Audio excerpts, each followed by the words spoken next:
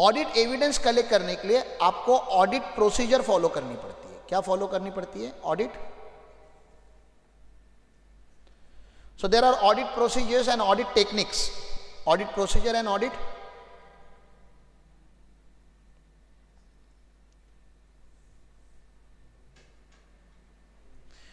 Procedure and audit techniques. तो audit evidence आपको कैसे मिलते हैं? By running the audit procedure. और ऑडिट प्रोसीजर में भी आप क्या फॉलो करते हो? Audit techniques. तो ऑडिट प्रोसीजर मतलब risk assessment procedure, further audit procedure, ऐसे में बताऊंगा आपको, रैफ फैप करके ऐसा कुछ है, ठीक है ना। ऑडिट टेक्निक ऑडिट प्रोसीजर में आगे बताऊंगा, इतना जरूर। ऑडिट टेक्निक्स मतलब क्या? तो ऑडिट टेक्निक्स मतलब इंक्वायरी करना। मतलब क्या करना? बात करना ना। आप इंक्वायर कर रहे हो, आपने डायरेक्टली किसी को चोर बोलना है क्या? अरे सर यहाँ पे साइन नहीं है, चोरी किया आपने। अरे भाई वो बताएगा उस दिन साइन नहीं हुआ था, वो नहीं थे, सब लोग प्रोग्राम में गए थे, इमरजेंसी था। तो आप क्या करोगे? अरे क्या करोगे? इंक्वायर, ठीक है ना। आप कुछ चीज़ों को ऑब्जर्व करोगे। वहाँ पे ऑडिट पे जाते हो तो आँख कान नाक मुंह बंद रखना है, बाकी सब खुला रखना है। समझ में आ रहा है आपको? ऑडिट पे जाने के बाद क्या बंद रखना होता है? मुंह बंद रखना होता है। और क्या खुला रखना होता है? आँख कान। सुनना है वहाँ पे क्या चालू है, कैसा बिजनेस कर रहे हैं, देखना है क्या करते हैं। वहाँ से आपको पता चलेगा कि ये लोग अच्छे लोग हैं, बुरे लोग हैं, क्या है, कैसा है। ऑब्जर्व करना है, एब्जॉर्ब करना है वहाँ पे। समझ में आ रहा है? तो observation is the audit technique, inquiry is the audit technique, vouching verification is the audit technique. तो ऐसी चीज़ें आपको चेक करनी पड़ती है। आपको अलग अलग एनालिटिकल रिव्यू करके कुछ होता है, रेशियो एनालिसिस करना पड़ता है आपको। ये एजिंग वगैरह जो मैं बता रहा था ना, एजिंग मारनी पड़ती है, that is analytical review. You know certain formulas in excel. Excel will never lie, people में lie, data will not lie ना। समझ में आ रहा है आपको? ऑडिट एविडेंस हमेशा सही होना चाहिए। सर थोड़ा सा ऑडिट करके आऊंगा, चलेगा क्या? ऑडिट एविडेंस कैसे होना चाहिए? हमेशा साई, जैसा भी आप प्रोनाउंस करना चाहते हो, SAAE। तो कितना ऑडिट इज इनफ? तो इन्होंने बोला sufficient and appropriate audit evidence होना चाहिए। ऑडिट एविडेंस कैसा होना चाहिए? Sufficient and appropriate. तो इसमें दो वर्ड है, एक वर्ड है सफिशिएंट एंड एक वर्ड है अप्रोप्रिएट। एक वर्ड क्या है? सफिशिएंट, और एक वर्ड क्या है? अप्रोप्रिएट। सफिशिएंट मतलब क्वांटिटी की बात कर रहे हो आप, क्वांटिटी कि कितना क्वांटिटी इज इनफ क्वांटिटी। तो 1000 वाउचर है, सारे चेक करोगे? 1000 वाउचर है, 10 ही चेक करके आए, क्या लग रहा है आपको? सफिशिएंट था? नहीं, 200-300 तो करो कम से कम, 20-30%, एक आइडिया आने के लिए कि ये जेन्युइन है या नहीं है। 200-300 करने के बाद तो आपको समझ में आना चाहिए ना। 200-300 करने के बाद तो आप डिसीजन लेने चाहिए कि ये सिस्टमैटिकली जा रहा है कि सिस्टम के बाहर जा रहा है। सिस्टम के बाहर जा रहा है तो फिर आपको सैंपल साइज और बढ़ाना पड़ेगा। आपने 300 चेक किया, आपको लगा नहीं मोटा मोटी तो ठीक है, जाने दो, तो ड्रॉप करो, वो लेजर ड्रॉप करो, अभी नेक्स्ट लेजर पे जाओ। हेलो, आपको समझ रहे सफिशिएंट मतलब क्या होता है? अप्रोप्रिएट मतलब क्या? अप्रोप्रिएट मतलब क्वालिटी। अप्रोप्रिएट मतलब क्वालिटी। सर मैंने क्या किया ना, परचेस का पूरा लिस्ट निकाला और उसमें कि 4 बड़े वेंडर है ना सर, उसका पूरा ऑडिट कर दिया, और बाकी सारे जो 150 वेंडर थे ना उसका ऑडिट ही नहीं किया, क्योंकि 4 वेंडर में ना मैक्सिमम कवर हो गया। सर ये अप्रोप्रिएट नहीं है। आपको किसने बोला बड़े वेंडर के साथ ही चोरी होती है? पता है आपको? बड़े वेंडर्स के साथ चोरी नहीं होती, बड़े आइटम के साथ चोरी नहीं होती। एक किसी स्टेशनरी एंड हार्डवेयर की दुकान ने मुझे ये बताया था कि सर जब भी आप इलेक्ट्रिकल आइटम लेते हो ना, तो आप वायर का रेट 50 दुकान में पूछते हो, क्योंकि वायर बड़ा आइटम होता है। तो आपको लगता है कि वायर में पैसा बचाऊंगा मैं, तो आप जाके दुकान में क्या पूछते हो? वायर का रेट। तो वो जो दुकान वाला था ना, वो बोलता था कि मैं वायर का रेट ना हमेशा कम ही रखता हूँ सर मार्केट से, ताकि लोग मेरे पास क्या खरीदे? वायर में मैं ज़्यादा नहीं कमाता, बाकी लोग वायर में भी कमाना चाहते, मैं वायर में कमाता नहीं सर, वायर में बहुत कम कमाता हूँ। लेकिन जो बंदा मेरे से वायर लेता है ना सर, अब वो nut bolt, screwdriver, tape, समझ रहे हैं? मतलब वायर छोड़ के बाकी का आइटम, क्योंकि आपको आदत लग गई ना उस शॉप में। आपका अजम्पशन क्या हो गया? इस बंदे ने मार्केट से मुझे वायर सस्ता दिया। अभी आपका बाय डिफॉल्ट अजम्पशन क्या है? बाकी आइटम भी सस्ते देगा, अच्छा इंसान है। वो बोलता है मैं बाकी आइटम धुआंधार प्राइस पे बेचता हूं सर। मतलब जो टेप मार्केट में 10 रुपए की मिलती है, मैं 15 रुपए की, 20 रुपए की बेचता हूँ, double than the market, but nobody is concern, क्योंकि 10-20 रुपए का आइटम है ना, कोई इंक्वायरी कर नहीं करता बाहर जाके।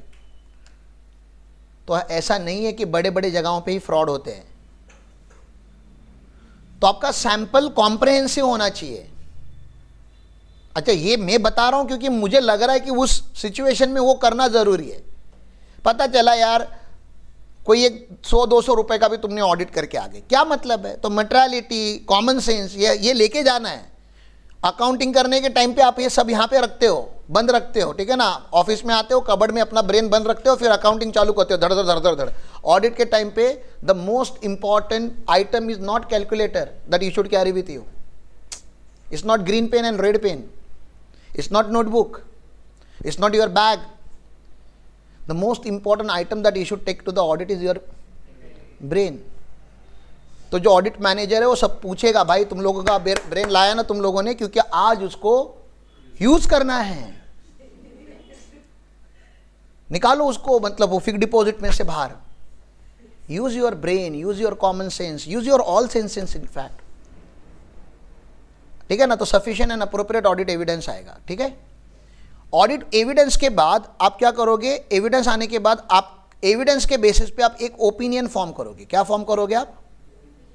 अरे ओपिनियन पूछूंगा ना मैं आपको, आप जब ऑडिट करके आओगे तो मैं आपको क्या पूछूंगा? What was your opinion today? Opinion मतलब समझते हो ना, तुमचे मत। How was the audit? बोलोगे सर अच्छा था, क्लाइंट अच्छा है, सब सिस्टम में है, हमने उसके एविडेंस भी लाए, वी डिड द ऑडिट, छोटे मोटे करेक्शन थे जो हमने उनको बता दिए।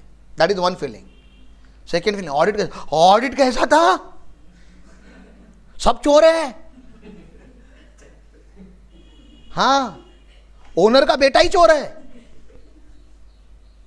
होता है कभी कभी, ओनर का बेटा ही चोर होता है, पार्टनर ही चोर है, क्योंकि जिसको अथॉरिटी है चोरी वही करता है। तो दो फीलिंग आपकी होगी ना। आपका ओपिनियन होगा, बैलेंस शीट, सर इस बैलेंस शीट पे साइन मत करो सर, जेल पक्का है सर। बिस्किट कौन सा खाओगे वो बताओ, क्योंकि अंदर जाओगे तो मैं लेकर आएगा ना वैसा। और दूसरा होता है सर अच्छा क्लाइंट है, बहुत अच्छा क्लाइंट है, सब सिस्टमैटिक है, सब कुछ ठीक था। सब कुछ ठीक था मतलब देखो, सब कुछ ऐसा दुनिया में किधर भी ठीक नहीं होता। सब कुछ मतलब largely things were in line, largely कोई बहुत बड़ा फ्रॉड नहीं हो रहा है। लकीली हमारे पास उतने बड़े क्लाइंट ही नहीं है जहां पे बहुत बड़ा फ्रॉड होने वाला है। कुछ थे न, उनको हमने छोड़ दिया है। आप लोगों की रिस्पॉन्सिबिलिटी आके मुझे बताना कि ओपिनियन क्या है आपका। वैसे ऑडिट ओपिनियन करके अलग से चैप्टर है, लेकिन ओपिनियन में जो मांग रहा हूं समझ में आ रहा है ना आपको, कि मैं इधर साइन करूं कि ना करूं, आपका क्या ओपिनियन है? आप बोलोगे आप सही हो, आप समझो ना, करना है। अरे ऑडिट तो तूने किया ना। जो ऑडिट करता है वो ओपिनियन बताएगा ना मुझे आके, बाकी मैं अपना लॉजिक यूज करेगा वो छोड़ दो। लेकिन आपका तो एज अ ऑडिट टीम आपकी रिस्पॉन्सिबिलिटी है मुझे आके बताना, सर ये क्लाइंट अच्छा है, बुरा है, करना चाहिए, नहीं करना, एज अ पर्सन कैसा है, everything you have to tell me. And whatever you are going to say, I need evidences for that. क्यों लग रहा है आपको कि ऑडिट क्लाइंट चोर है? बताओगे सर ये देखो, ये डेटा, ये डेटा, ये डेटा, ये एविडेंस है। फिर मैं आपको पूछूंगा क्यों लग रहा है कि आपको क्लाइंट चोर नहीं है, या अच्छा क्लाइंट है, या यहाँ पे कुछ गड़बड़ नहीं है, कोई फ्रॉड नहीं हो रहा है। तो बताओगे सर ये एविडेंस है, इतना ऑडिट किया, 1000 वाउचर चेक किए, कुछ भी नहीं मिला, तो ठीक ही है। तो your opinion can not be your personal opinion, your opinion has to be based on audit evidences. ऊपर वाला स्टेप दिख रहा है ना, और उसके लिए वो सफिशिएंट होना चाहिए, क्योंकि आप ओपिनियन फॉर्म करने वाले हो। क्लियर है? और एक बार आपने ओपिनियन फॉर्म किया तो मैं आपको बोलूंगा ठीक है ये सबका क्या बना के दे दो, ऑडिट रिपोर्ट बना दो, और फिर यहाँ पे काम खत्म हो जाता है हमारा। ऑडिट रिपोर्ट, ऑडिट रिपोर्ट के लिए मैं आपको एसे 700, एसे 705 एंड एसे 706 पढ़ाऊंगा। They something called essay, standards on auditing. तो मॉडिफाइड, अनमॉडिफाइड रिपोर्ट करके कुछ होता है। मॉडिफाइड में भी qualified, adverse and disclaimer of opinion, ऐसे कुछ ओपिनियंस होते हैं। I am intentionally not going into technical terms, I'm keeping myself away from the technical terms. As a CA, I can use thousands of technical terms that you people will not understand. The objective of this session is to make you understand कि real life में audit कैसे होता है. मैं exam के लिए नहीं पढ़ा रहा हूँ आपको कि हाँ ये लिखोगे तो आप पास हो जाओगे. मैं इधर ऑफिस में क्या करने का वो पढ़ा रहा है. तो अल्टीमेटली हम किसी भी ऑडिट पे जाते तो हमें क्या देना होता है? उल्टा जाते हैं. अभी क्या देना होता है? ऑडिट रिपोर्ट देना होता है. ऑडिट रिपोर्ट में क्या लिखते हैं हम? हमारा ओपिनियन. हमारा ओपिनियन जो बेस होता है ना, वो ऑब्जर्वेशन एंड सजेशन के ऊपर बेस होता है. और हमारा कोई भी ओपिनियन या कोई भी जो ड्राफ्ट हमने उसमें लिखा हुआ है, that can not be baseless, it has to have base. Base मतलब क्या हो गया? Audit evidence. ऑडिट एविडेंस आपके पास कैसे आती है? By following audit procedure. आपको क्या करना पड़ेगा? क्या करोगे तो एविडेंस आएंगे? ऑडिट प्रोसीजर यहां होगी कि क्लाइंट के लोकेशन पे होगी? क्लाइंट लोकेशन पे होगी, क्योंकि ऑडिट प्रोसीजर मतलब अभी आप एविडेंस गैदर कर रहे हो. एविडेंस मतलब इंक्वायरी से करने पड़ते हैं, एविडेंस ऑब्जर्वेशन से करने पड़ते हैं, एविडेंस रिकम्प्यूटेशन या कंप्यूटेशन से करने पड़ते हैं, एनालिटिकल रिव्यू करना पड़ता है. ये समझ में आ रहा है? कंपैरिजन करना पड़ता है आपको चीज़ों को. तो एविडेंस निकालने की कुछ टेक्निक्स होती है, उनको ऑडिट टेक्निक्स बोला जाता है. ओके, तो हम पढ़ेंगे. लेकिन जो भी करोगे वो क्या होना चाहिए? Sufficient and appropriate. सफिशिएंट मतलब क्वांटिटी, एक अच्छा क्वांटिटी का ऑडिट करो. और अप्रोप्रिएट का मतलब क्या? क्वालिटी, क्या अच्छा क्वालिटी का ऑडिट करो. हेलो, एविडेंस आ गया आपके पास. एविडेंस क्यों आए? क्योंकि आपने प्रोग्राम अच्छा बनाया था. प्रोग्राम मतलब क्या? आज क्या करना है, डिटेल प्लान. तू क्या करेगा, मैं क्या करेगा, हम रिपोर्ट किसको करेंगे, किससे कांटेक्ट करना है, किससे इन्फॉर्म करना है. तो प्रोग्राम बहुत डिटेल में होता है. और एक नया क्लाइंट आए तो ओवरऑल क्या बनना चाहिए? प्रोग्राम बनने से पहले क्या बनना चाहिए था?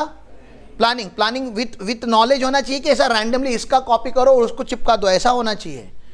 विथ नॉलेज होना चाहिए. नॉलेज आने के लिए आपको क्या करना चाहिए? बहुत ज़्यादा रीडिंग करनी चाहिए क्लाइंट के बारे में. तो नॉलेज ऑफ अ बिजनेस होना चाहिए. उसका अकाउंटिंग प्रोसीजर, आपको उसका जो भी सिस्टम है वो समझ में आना चाहिए अकाउंटिंग का. And internal control system, most importantly. उस हर बिजनेस में कुछ रिस्क होती है. वो रिस्क को कम करने के लिए ओनर ने खुद ही क्या लगा के रखे होते हैं? बहुत सारे कंट्रोल लगाए होते हैं. वो कंट्रोल से भी कुछ चीजें स्केप होती है, उसको ऑडिटर को पकड़ना होता है. तो पहले उसको कंट्रोल समझो कि वो कैसे कंट्रोल करता है. फ्रॉड होता है तो वो कैसे? उसके बिजनेस में कभी चोरी हुई है क्या? फाइनेंशियल या कोई भी फिजिकल. समझ में आ रहा है आपको? और ये सब करने से पहले आपको अपॉइंट करना जरूरी है. और अपॉइंट करने के लिए आपका क्वालिफिकेशन होना जरूरी है. आप डिस्क्वालीफाइड नहीं होने चाहिए. आपको स्कोप ऑफ ऑडिट पता होना चाहिए. और आप दोनों के बीच में एंगेजमेंट लेटर होना चाहिए. क्वालिफाइड होने के लिए आपको सीए होना जरूरी है. अगर हम स्टैट्यूटरी ऑडिट और टैक्स ऑडिट की बात कर रहे हैं, सेक्रेटरियल ऑडिट के लिए सीएस होना जरूरी है, कॉस्ट ऑडिट के लिए सीएमए होना जरूरी है. उसके पहले ग्रेजुएशन कंप्लीट होना चाहिए, उसके पहले 12th कंप्लीट होना चाहिए, उसके पहले 10th कंप्लीट होना चाहिए, उसके पहले स्कूल जाना चाहिए, उसके पहले पैदा होना चाहिए. तो जहां से देखो कहां से शुरू होता है. हाँ, क्लियर है ऑडिट प्रोसीजर? पक्का? कुछ डाउट है तो पूछो आप लोगों के, because you guys are going on audit. क्या? Sufficient and appropriate audit evidence. Audit evidence हमेशा कैसे होनी चाहिए? सफिशिएंट एंड अप्रोप्रिएट होनी चाहिए. वो मतलब मुझे यहाँ पे पूरा ही लिखना चाहिए था, sufficient and appropriate audit evidence, लेकिन मैंने शॉर्ट टर्म यूज किया ऑडिट एविडेंस. उसका एक्सटेंडेड टर्म क्या है? Sufficient and appropriate audit evidence. तो ऑडिट एविडेंस हमेशा सफिशिएंट होनी चाहिए, मतलब क्वांटिटी अच्छी खासी होनी चाहिए. 1 लाख वाउचर में से कम 10,000 तो चेक करो, 10% तो चेक करो. तो कितने चेक करने वो आपके ऊपर डिसीजन होता है. सर 30% राइट है कि 40%, मैं नहीं बता सकता. 4 बिल्डिंग परचेस किया है क्लाइंट ने, सैंपलिंग लगाओगे उसको? अभी 4 बिल्डिंग का तो पूरा डेटा देख लो ना. हाँ, 40,000 छोटे मोटे परचेस वाउचर है. अभी कितना टक्का? 10% आपने बोला, शायद 5% भी ठीक था, शायद 15% भी ठीक था. तो पहला ठीक कितना? वो पहले स्टेप. अच्छा, step 1 is not a last step. पहला आपको 5% करना पड़ा. 5% करने के बाद आपको पता चला सब कुछ ठीक है, तो जाने दो ना. 5% करने के बाद आपका ओपिनियन चेंज हो गया कि रिस्क है भाई, इसमें रिस्क लग रहा है मेरे को, तो क्या करो? इनडेप्थ करो, परसेंटेज और बढ़ाओ. इनडेप्थ मतलब 100% तो करना ही नहीं होता. उतना पैसा हमें ना, उतना पैसा मिलता है ना उतना क्लाइंट एक्सपेक्ट करता है. मैं क्लाइंट को 50 वाउचर पे लिख दूं कि डेट नॉट मैच, या एक जनरल क्वेरी लिख दूं, सर आपके यहाँ पे वाउचर ऐसे बनते हैं जिसके ऊपर डेट मैच नहीं होता, और 5 एग्जाम्पल दे दिए और बोला ऐसे बहुत सारे हैं. हो गया ना. मैं क्यों सारा निकाल के दूं? उसका अकाउंटेंट करेगा ना वो चीज़. उसका भी तो एक सिस्टम है ना अपना. और उनको बिठा के डांट लगाएंगे ना, फिर हम नहीं लगवाएंगे, हम बोलेंगे ये रिपोर्ट है, ये लोग है, ये लो डांटो, हम नहीं। तो auditors are watchdog, they are not bloodhound, ये दोनों कुत्तों की कैटेगरी है। बहुत ही रॉ लैंग्वेज में अगर बात करो तो ऑडिटर भौंकने वाला कुत्ता होता है, काटने वाला नहीं। काटने वाला कुत्ता मैनेजमेंट होता है। You are not a management, you are not a trustees, you are not a board of directors. तो काटना है नहीं काटना है, भोंकना है नहीं भोंकना है, वो उनका भी काम है। आपका काम है उनको रिपोर्ट देना।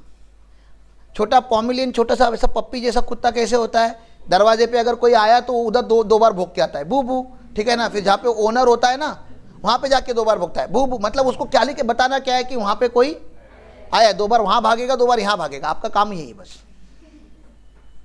दरवाजा खुला तो उसको काटने नहीं जाने का। और any other question you have about audit procedure? This is your phase 3। Phase 1 क्या था? रिकॉर्ड कीपिंग समझो, पहले रिकॉर्ड्स क्या होते हैं समझो। दूसरा अकाउंटिंग को समझो, फिर ऑडिट को समझो। अभी इसका कोई सीक्वेंसिंग नहीं है कि पहले रिकॉर्ड्स को समझता हूं फिर अकाउंटिंग को समझता हूं। ये तीनों आपको ऑन गोइंग बेसिस पे सीखना पड़ेगा। And then the fourth is the compliance procedure जो हम लोग करते हैं, filing of returns, AOC 4, MGT 7, ITRs, अभी GST का 99C। वो फोर्थ में बात करेंगे कि भैया ये सब का कहीं डिलीवरी भी होता है क्या, ये रिपोर्ट जो आपने बनाया ये कहीं पे सबमिट भी होता है या कि खाली प्रिंट करके रख दिया आपने। तो वो फेज 4 है, वो लास्ट फेज है। और फिर ये सब करने के टाइम पे अपना फी भी रिकवरी करना होता है। वो इंपॉर्टेंट फेज नहीं है, लेकिन that is also I guess हम CA फर्म के लिए इंपॉर्टेंट है, क्लाइंट के लिए वो इतना इंपॉर्टेंट नहीं है। क्लाइंट सबसे लेट फीस देता है CA लोगों की, मतलब वॉचमैन का भी पैसा पहला क्लियर करता है, CA लोगों का सबसे लास्ट में। वो चेंज करना है हम लोगों को। और कोई डाउट नहीं? कितने इंटेलिजेंट बच्चे हैं मेरे। ठीक है then, that's all for the day. नमस्कार।